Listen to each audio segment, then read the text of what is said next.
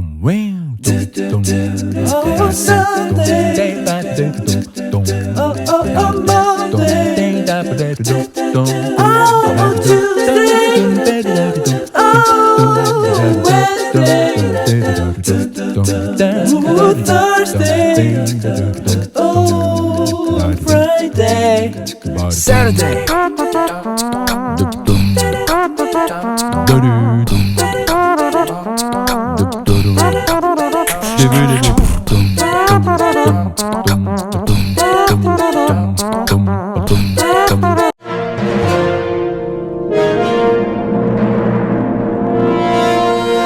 Hashtag DOTG we're back.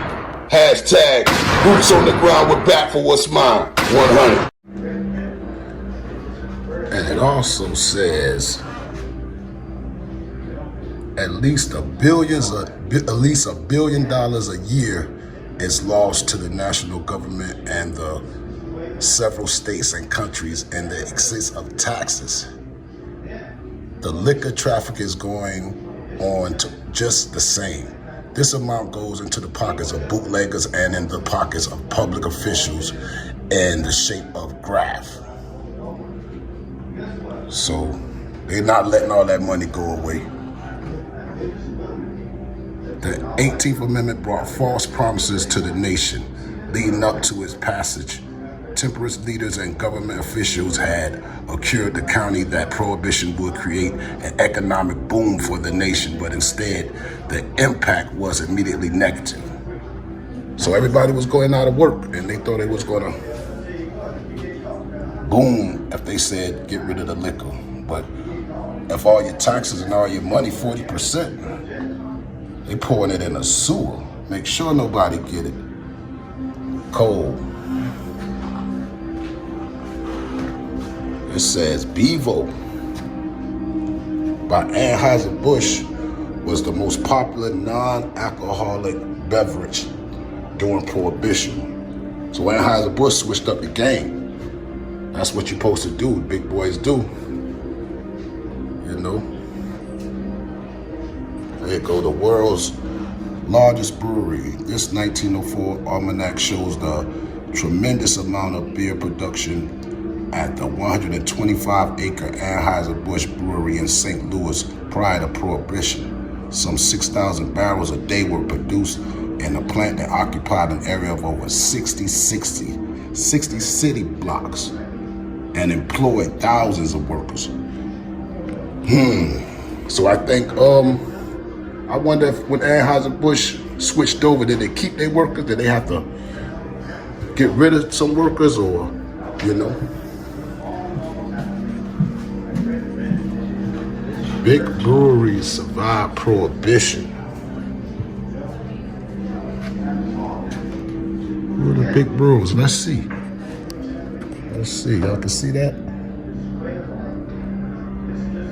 Big breweries survived Prohibition. America's big breweries prepared for Prohibition by flipping their business model to make brand new products with little modifications to their factory machinery. Budweiser produced frozen egg products. Pabst made cheese. Coors manufactured milk.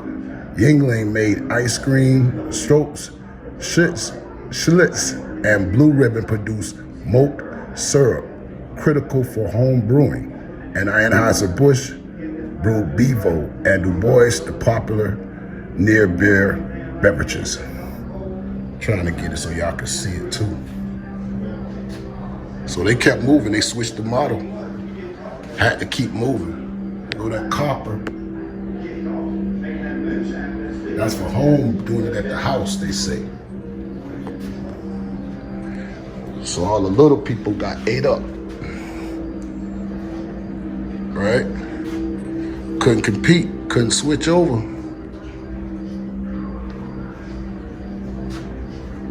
Destruction. 150,000 of whiskeys, Grenard, Alabama. So that's 150,000 barrels gone.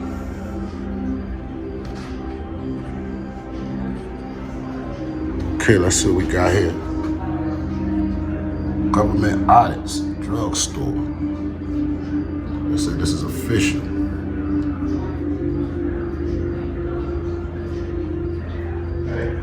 Some drugstores will be selling liquor also, because they prescribe liquor. You know, they used to prescribe it to people.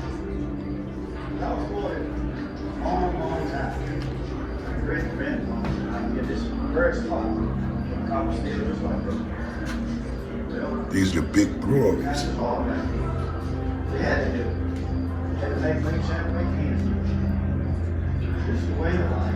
Proprietors. That's a Pancho Villa Ray's Brewery. After infamous Mexican bandit Pancho Villa raided the Hangley Brewery in Sabinas, Mexico, the photograph captured the event of July 29th, 1920. Seated in front of the road Villa. Oh, let me see. That's Pancho Villa. They said that's a real picture. And there's his crew. They got the year right there. They say this is official.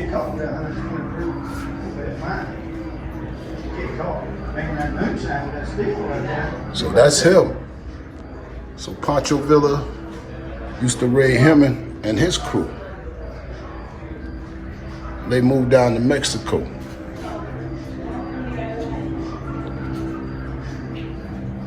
Let's keep moving. More destruction.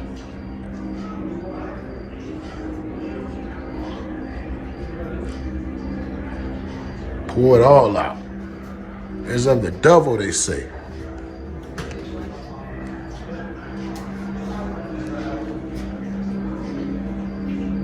To Congress, you care for our crippling soldiers, our morals will care for themselves. Oh, wow. They said, Congress, y'all shouldn't be telling us we can't do this beer thing, this liquor thing and whiskey thing. Care about the soldiers. We'll care about our own morals. Only God can judge me type of thing, you feel me? Yeah. Foreign vessels now carry our tourist traders, all getting American dollars. Well, that's who these are. Protesting businessmen, July 4th, 1925. The American Liberty League, a New York-based business organization, protests the profound negative impact Prohibition had on the economy, including enterprise such as tourism industry and the merchant marines. The rally was held on July 4th. Oh, July 4th, okay, Independence Day, to bring attention to America's civil liberties and freedoms to commerce, and that has been violated by the 18th Amendment. So they did it on July 4th. Let's check it out. Let's go see what's going on. I'm gonna put it in that steel right there. Get that fire just right. Making moonshine. I got the steel for you. Water comes down right there and hits that top of corn. Hey, what's going on? What's going on? I got the distillery. Hey, what are y'all doing back here?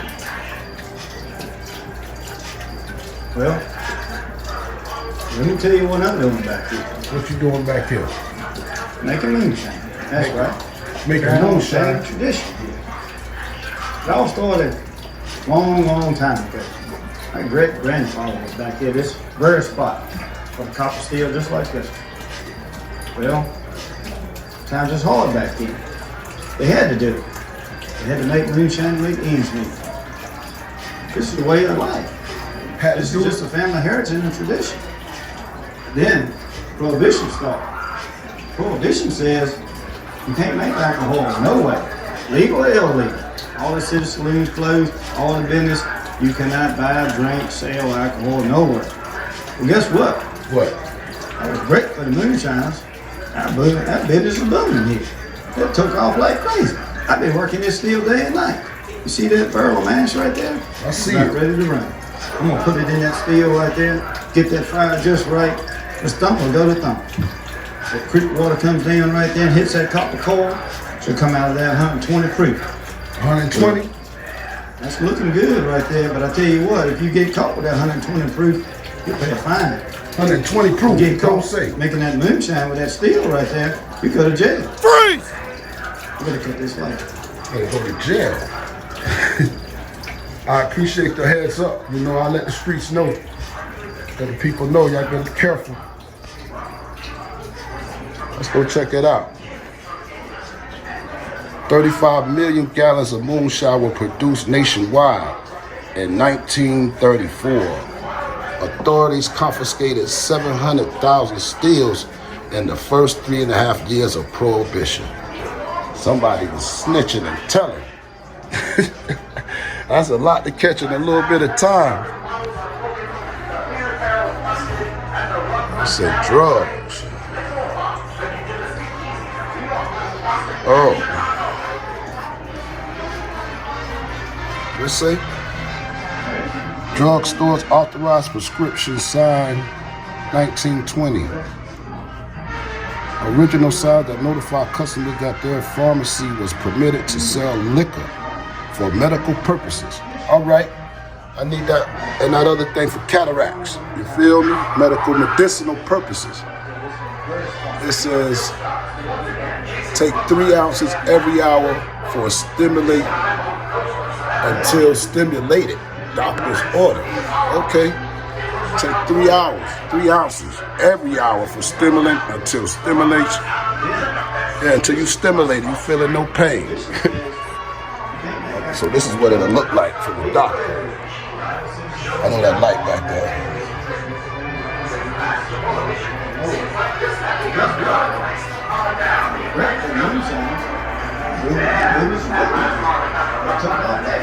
Oh, it's in the back? Oh, y'all ain't selling in the front. You gotta go to the back door to get it. It's Prohibition. I got you. Appreciate it. Alcohol is grossly unsafe form of resulting in thousands of crippling illnesses and deaths. Say in the back still. Okay, I'm going. Huh? What you want? What's happening? Yeah, I'm looking for it. Okay. Appreciate it. Just chilling. Hashtag BOTG, we're back, man. What's happening?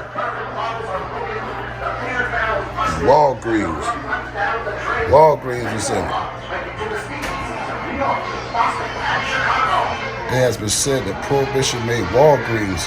The company begins with a single drugstore in 1901 and grew to 20 stores in Chicago in 1919. By the end of Prohibition, Walgreens had over 525 outlets nationwide. The rapid growth has been attributed to Walgreens capitalizing on its prescription whiskey business. During Prohibition, the drugstore filled more prescriptions for medical liquor than any other outlet. By 1921, pharmacists withdrew from the 8 million gallons of medicinal whiskey from federal warehouses. So that's how Walgreens came up.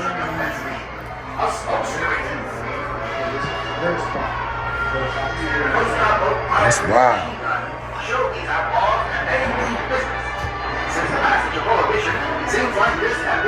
So they're in the kitchen. Let's see.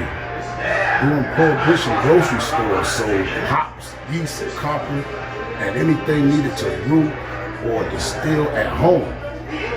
Okay. You can make it yourself. Oh, they got the baby stroller. Oh. They said, Book of Toddler Babies. Buggy. 1925. This wicked baby carriage features a hidden compartment where booze and smoke are carried from basement stills to speakeasies by willing mothers who use this little sleeping infants as a disguise. Oh man, you get your right shadow. Okay, she get paid too.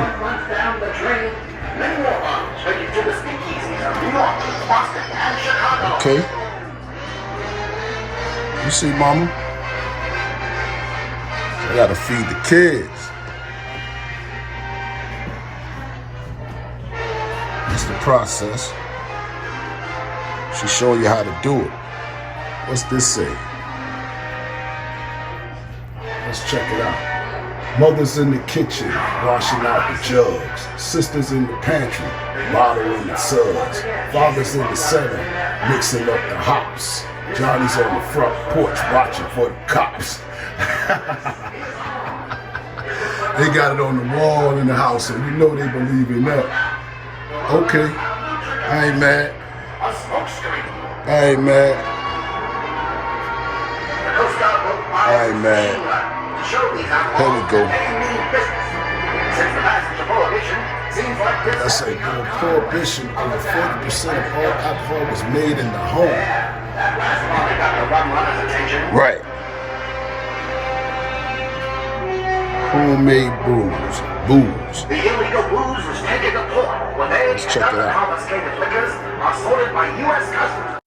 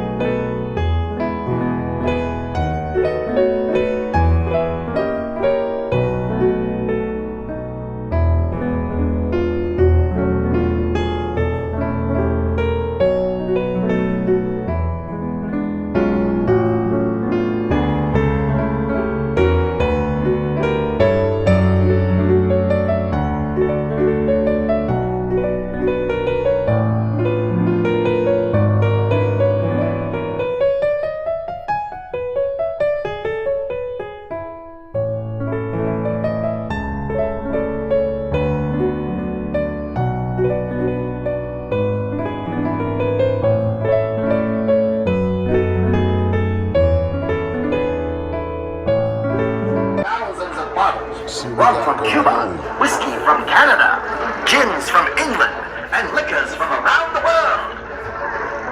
From port, the bottles are taken to open fields and smashed with wild abandon by federal, state, and local law enforcement officers. That's the boat they were using. Even the locals get in on the bottle bashing action. But as fast as the bourbon bottles are broken, the beer barrels busted, and the rum runs down the drain, many more bottles make it to the speakeasies of New York, Boston, and Chicago.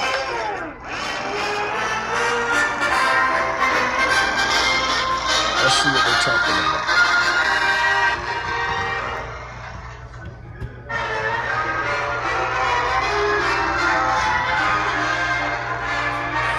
$500,000. Let's see what's going on with this. Drama on the high seas. The U.S. Coast Guard once again chasing rum runners in their fast frigate boats, this time off the coast of Savannah, Georgia. The race is on. It looks like our boys are catching up to these slippery bootleggers, but look out! The rum runners have a new trick up their sleeve, a smoke screen. The Coast Guard boat fires its machine gun to show these outlaws that they mean business. Dang. Since the passage of Prohibition, seems like this had become commonplace up and down the Atlantic coast. Yeah, that last volley got the rum runners' attention. They got him. The illegal booze is taken to port, where they and other confiscated liquors are sorted by U.S. Customs officials. Just look at all that hooch. Hundreds of cases, thousands of bottles, rum from Cuba, whiskey from Canada, gins from England, and liquors from around the world. From port the bottles are taken to open fields and smashed with wild abandon by federal, state, and local law enforcement officers. You think they got rid of all that? No. Even the locals get in on the bottle smashing action. But as fast as the bourbon bottles are broken, the beer barrels busted, and the rum runs down the drain, many more bottles make it to the speakeasies of New York, Boston, and Chicago. They got rid of all of it. They say. Bootlegs bigger than the South.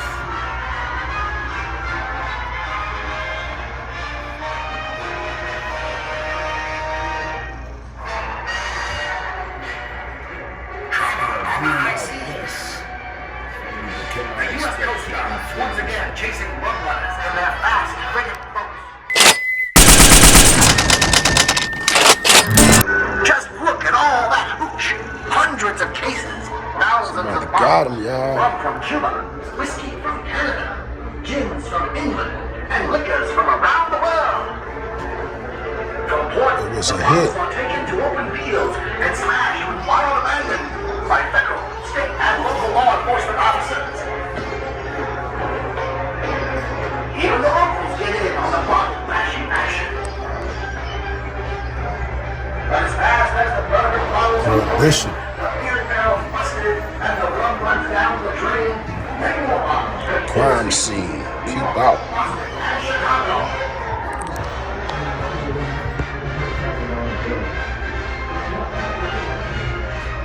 Hit 'em up. They left the money. One of these guys.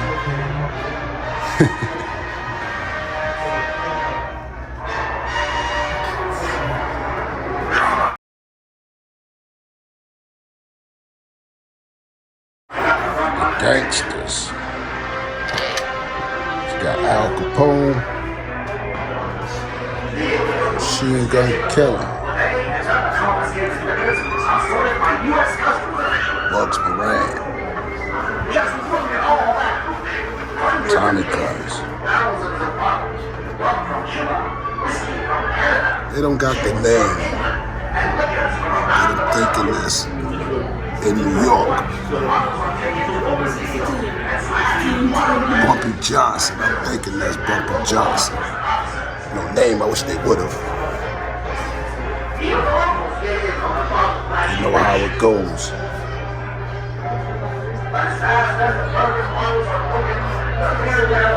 There it goes. Gangster life.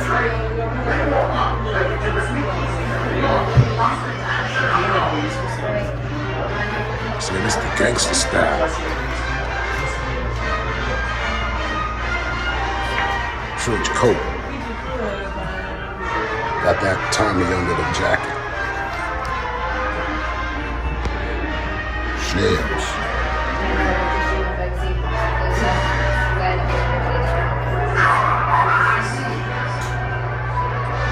Shoot out with the police. Gangsters.